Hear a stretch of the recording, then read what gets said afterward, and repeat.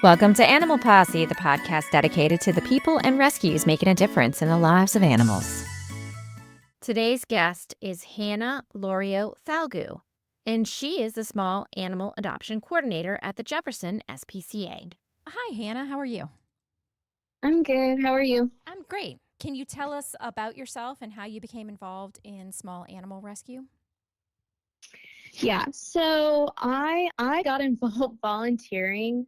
Funnily enough, Rachel, who is my boss, she had posted a picture because I had adopted my cats from there, but she had posted a picture, and we were friends on Facebook, of a new bunny setup, asking basically if anybody wanted to volunteer to play with rabbits and whatnot. And I was like, I'll volunteer. Like, I've always had rabbits pretty much my whole entire life, actually, because when I was in 5th grade, I actually went to Jefferson Feed, which is where our adoptables are. Jefferson SPCA is inside of there. And my first bunny was from there. I actually adopted him. His name was Frosty, and he started my whole journey. So I really started researching and all of that and just got like super into rabbits. So then I started watching YouTube and advocating for bunnies and stuff. So that's how I got involved. I was in another job at the time, and I was telling her how I was ready to move on with my life, get a new job. And she mentioned that she needed an assistant. So I got hired with them. So now I'm like the programs director's assistant and the small animal adoption coordinator. So that's how I got to where I am now. Now, you said that you had first found out about them through adopting cats. Do you still currently have cats as well? Yes, I do. I have 4 cats. 2 of my cats I adopted 2020, I believe, and they are older cats. I didn't want kittens. I love kittens, but I wanted older cats because I just freak out with little things. So, yeah, so we have 2 cats that came from there. And then a couple years later, I always wanted a black cat, so I ended up adopting another cat at that time. And then recently, like in the past year, I trapped a cat that was unfixed fairly easily. Like, I literally just picked him up and I took him home because I was like, texted Rachel. I was like, hey, like, I need to get this cat fixed.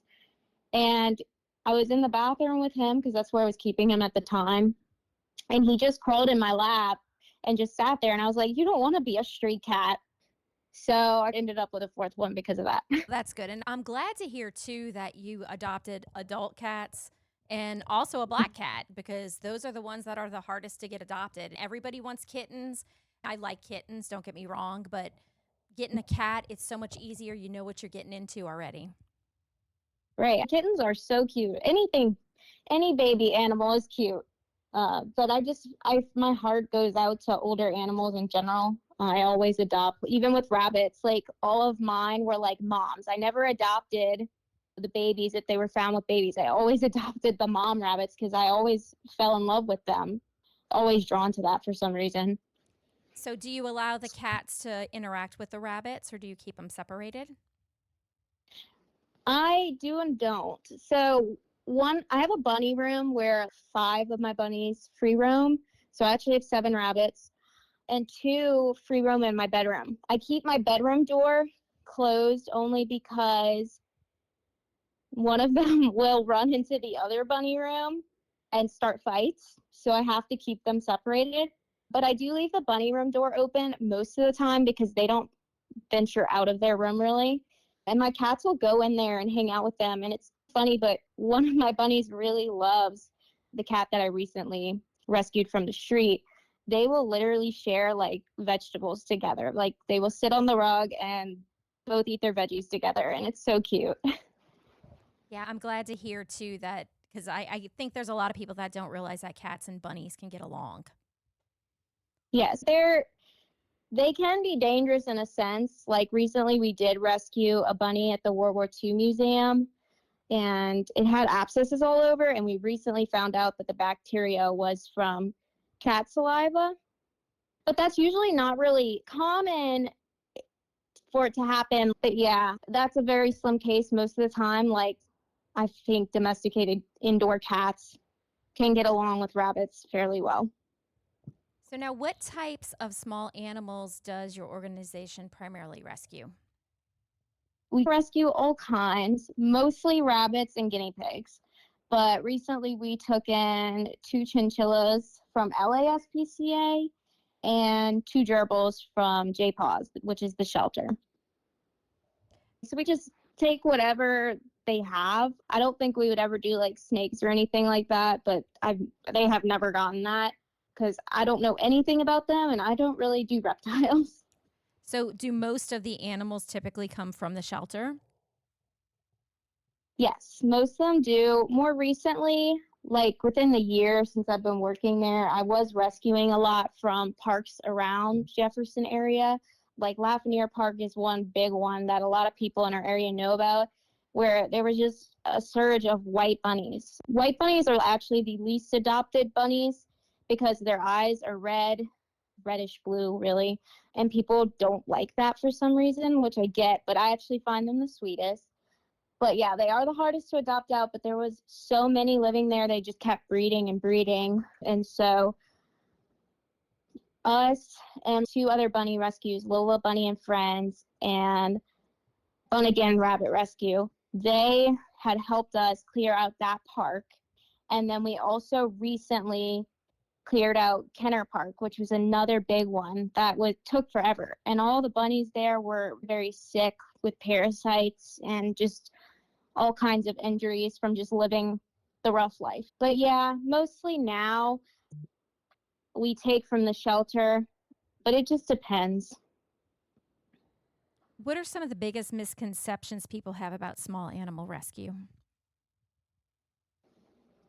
I think people just don't know it exists. That's the thing. I think when people think of rabbits, they think of baby bunnies. They don't think that people rehome them or that if people have a bunny and they decide they don't want it, that it can just live outside because wild bunnies live outside. And the truth is, domesticated rabbits, they have some instincts of a wild rabbit, but their brain has actually decreased since we've domesticated them.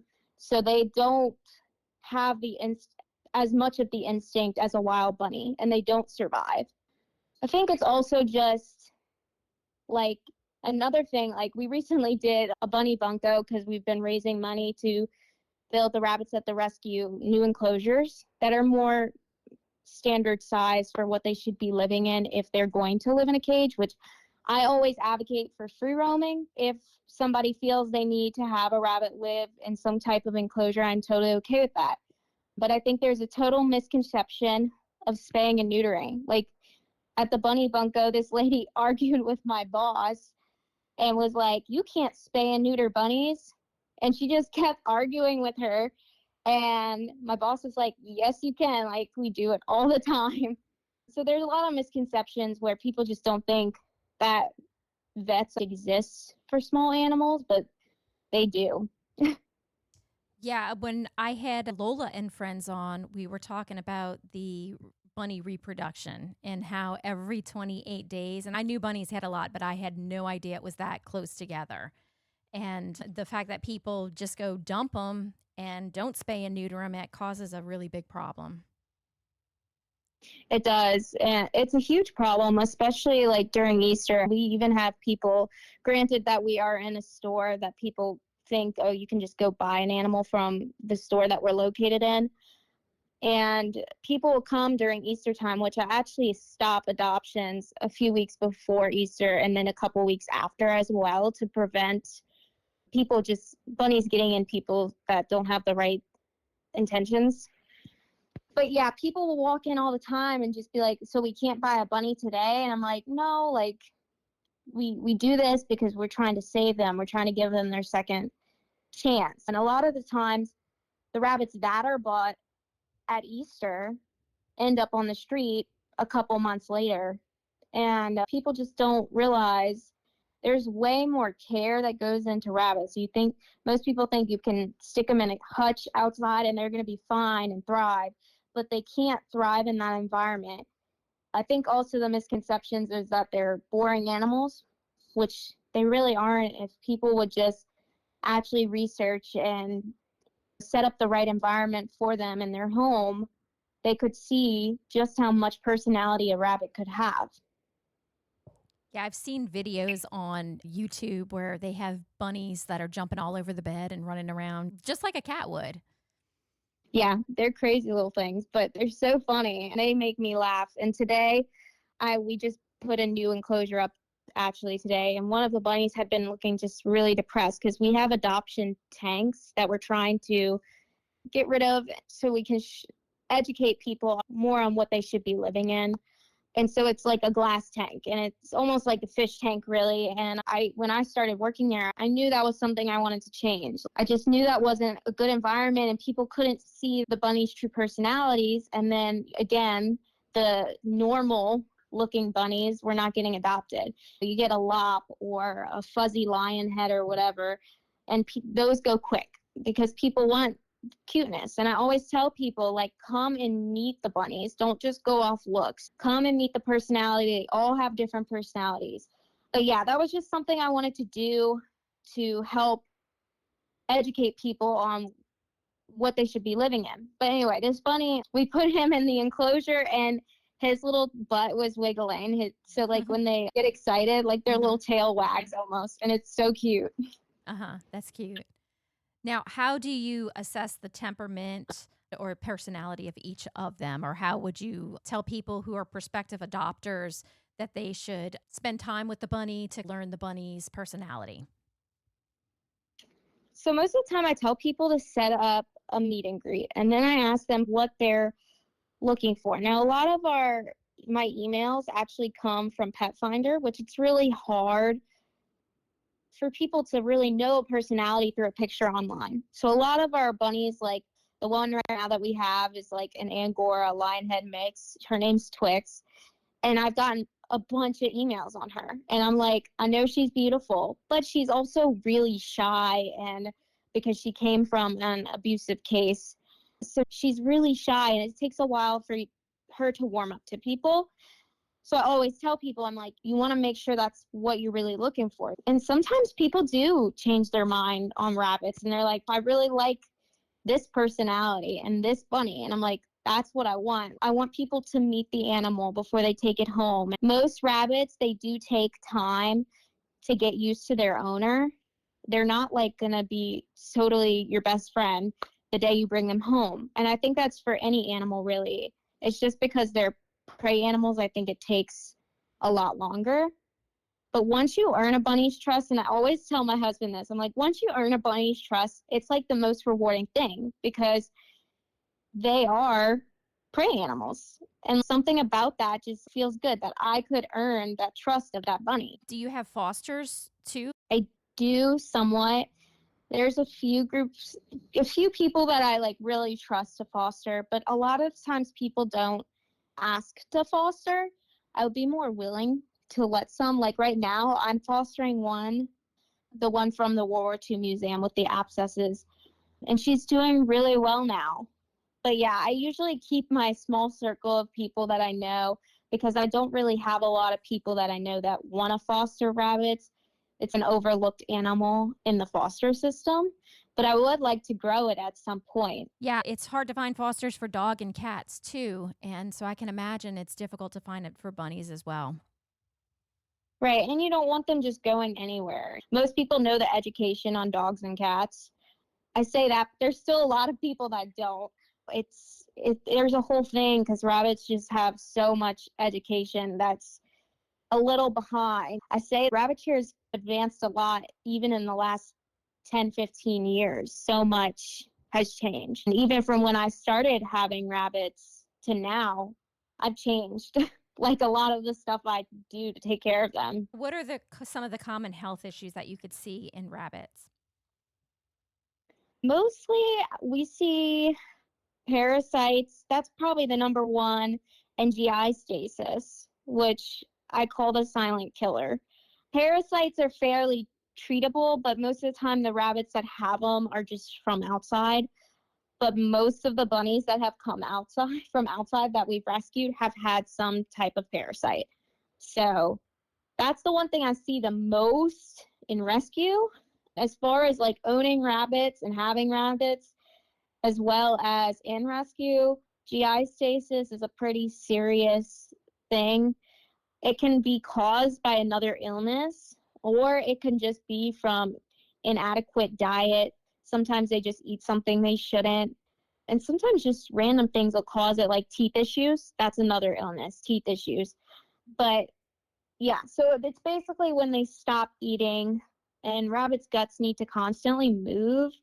So if they stop eating, they can't throw up if they ate something they weren't supposed to eat.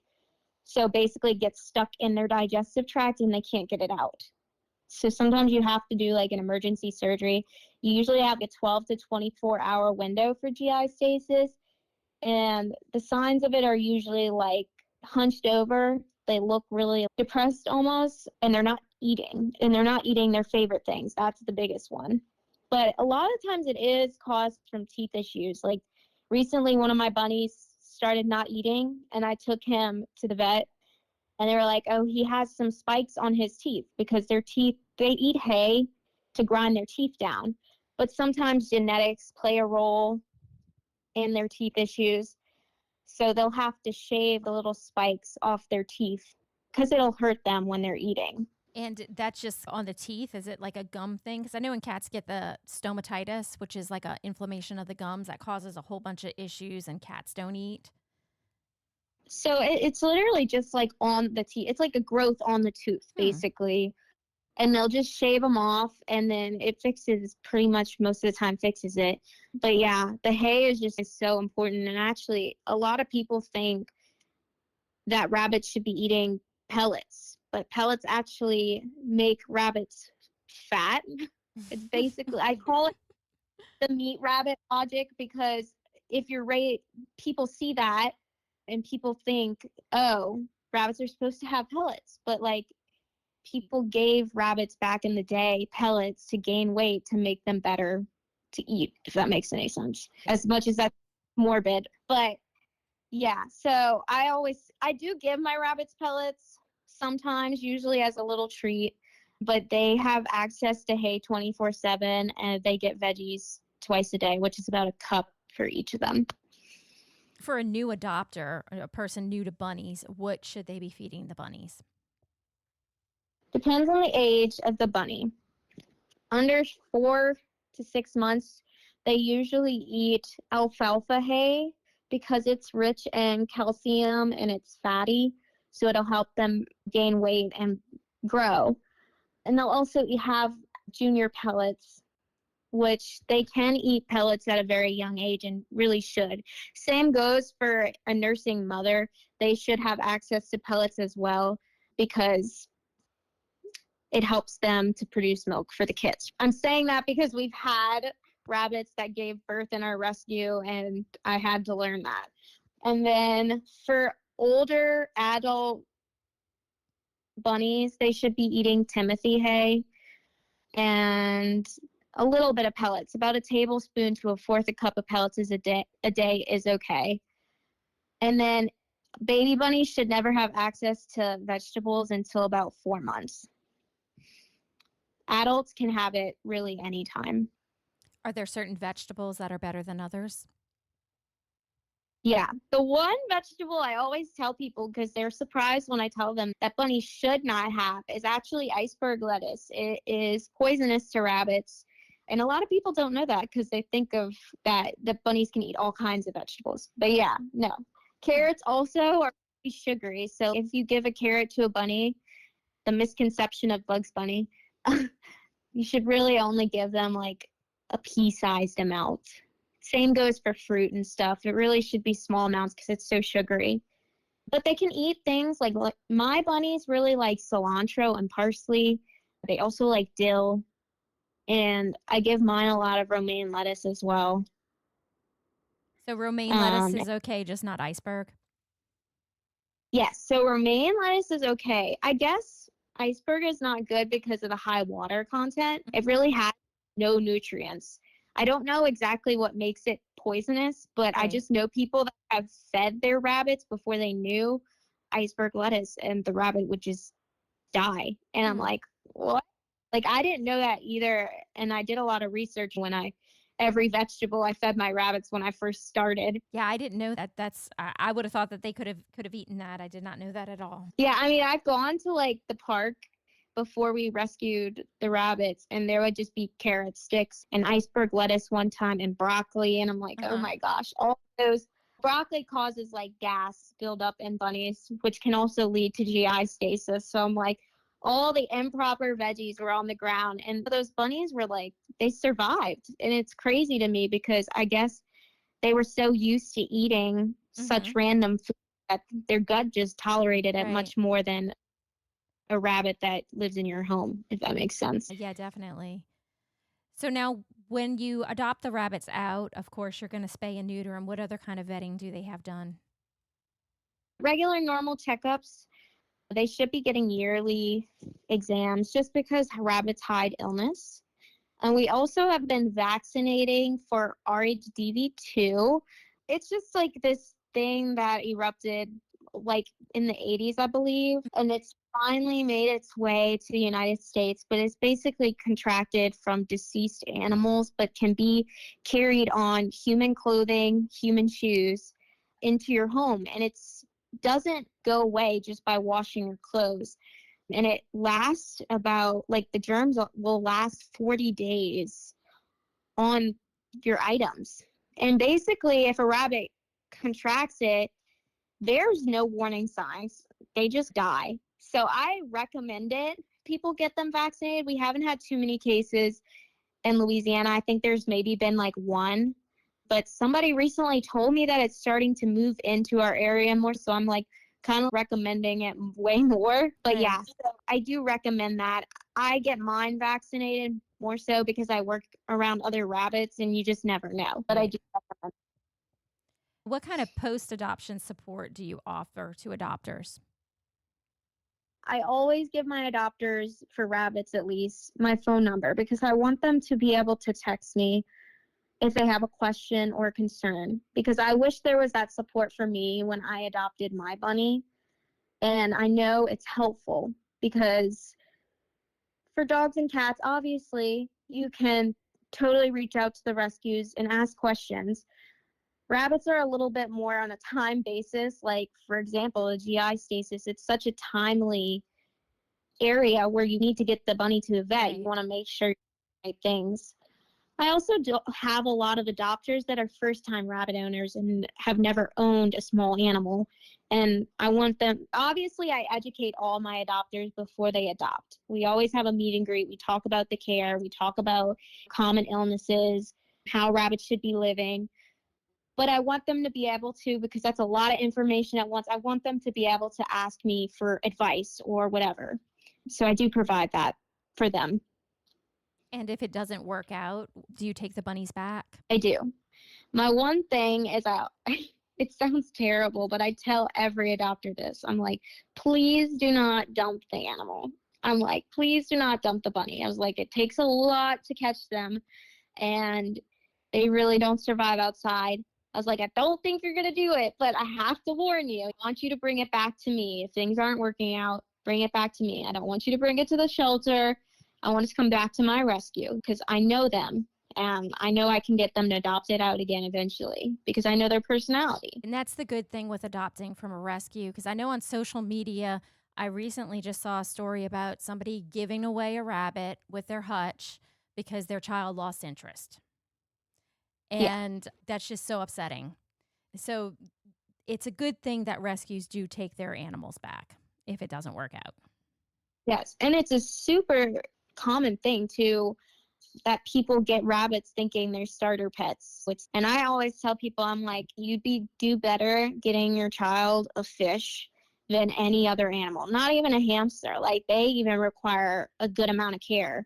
So I always tell people, like, they come in, they'll be like, hey, do you think a rabbit's a good pet for a 3-year-old? And I'm like, absolutely not. If your kid wants a pet, and I really don't think you should get your kid a pet in general because they're going to lose interest. That's just how kids are. Get them a fish. It doesn't live as long. They can live a long life, but they don't live as long. They're pretty easy, low maintenance animals, and you got to clean their tank and feed them, but they're pretty low maintenance. So I always tell people, I'm like, not a rabbit, not any small animal. And they're just so fragile. Like guinea pigs and rabbits can break their backs just so easily. And kids love to pick up animals and hold them very close. And small animals are just not into that. Because they're prey animals. Like I get scratched even. I'm used to carrying bunnies, but even I will get scratched by their back feet sometimes and it hurts. I'm not going to drop them, but a kid holding a bunny may drop an animal if it starts to scratch at them because that hurts. Definitely. Now, you've gone over the challenges with people like dumping bunnies, of course. So, do you have any heartwarming stories about people adopting bunnies and getting before and afters? There's one of my good fosters and adopters. She loves red-eyed white bunnies, and so she's adopted a lot of the ones that have been harder to adopt out. One of them was a big giant, like 11-pound red-eyed white Wow. bunny. Before my boss or I even worked with the JSPCA, was adopted out from us. So it was microchipped to us. One day, somebody texted me. They're like, there's a big white bunny in Lafayette Park. Can you go out and see? So I went out and saw, and somebody had dumped the bunny in the pouring rain because nobody was in the park, obviously. So I went out in the pouring rain, and it took me 5 minutes to catch this bunny. And I noticed, so she was a big white rabbit.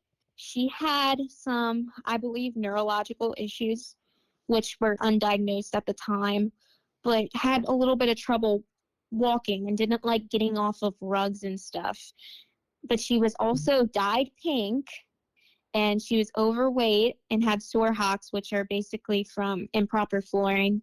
The hocks of a rabbit will get sore, so they need a lot of cushion. But anyway, so we checked for a microchip, and she was registered to us, and she was about 5 years old, and I just couldn't believe it. Like somebody had an intention to adopt a rabbit and then proceeded to give it all the wrong things and then eventually dump it.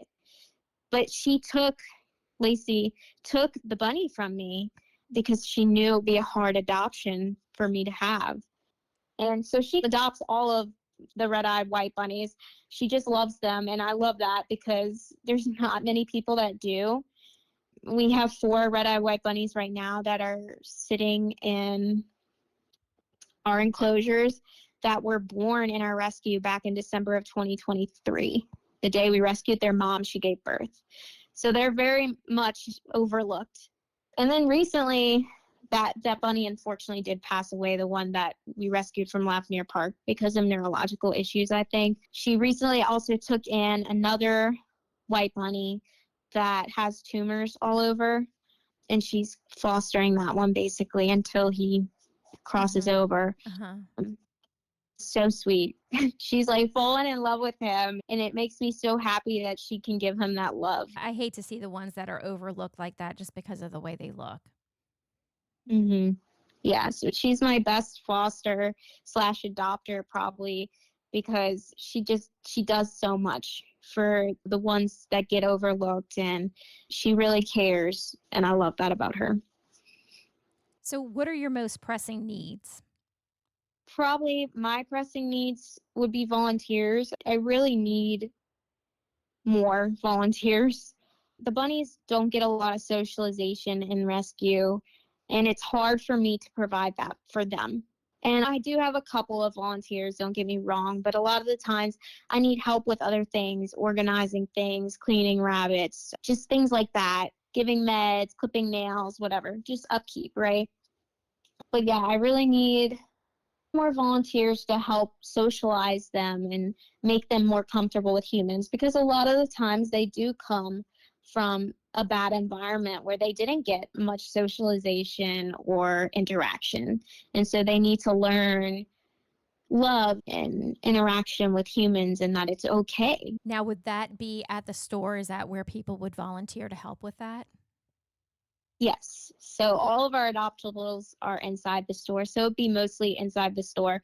We recently moved the bunnies upstairs, so it's a little more quiet now. when, like, people with carts and stuff would often scare the bunnies when they were downstairs because it's loud. It's like a warehouse building. Being upstairs, I do find it's quieter and the bunnies can more relax, which is good. And I feel like they can interact more with a human if we had more volunteers. But like I said, I do have a few, and 2 of them are older, and I do have one that's still in school, and she does help on Fridays, and she'll groom them and do that kind of stuff. And do they get volunteer credit for that for school?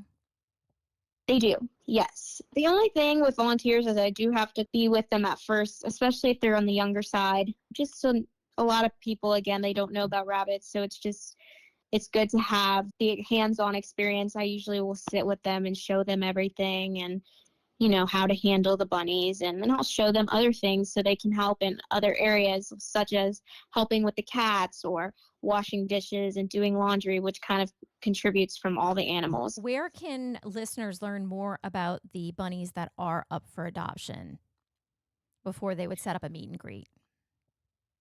So most of our buns are on Pet Finder. You can also sometimes find them on Facebook if we post them, but most of them are on Pet Finder. You can also just come to the Jefferson Feed Store that's on Jefferson Highway in Jefferson. Mostly we just post on Pet Finder, but you can always email me too as well. And then we'd also have a website for the Jefferson SPCA that I think links to the Pet Finder. And what is that website? It's jeffersonspca.org. Okay, I can include a link to that too in the description, and I'll go see if I can pull up the Pet Finder and put that in the description as well. So that way people will be able to easily find it. In Jefferson Parish, we have some really good programs to spay and neuter at low cost. So is there a specific program for the rabbits in Jefferson Parish?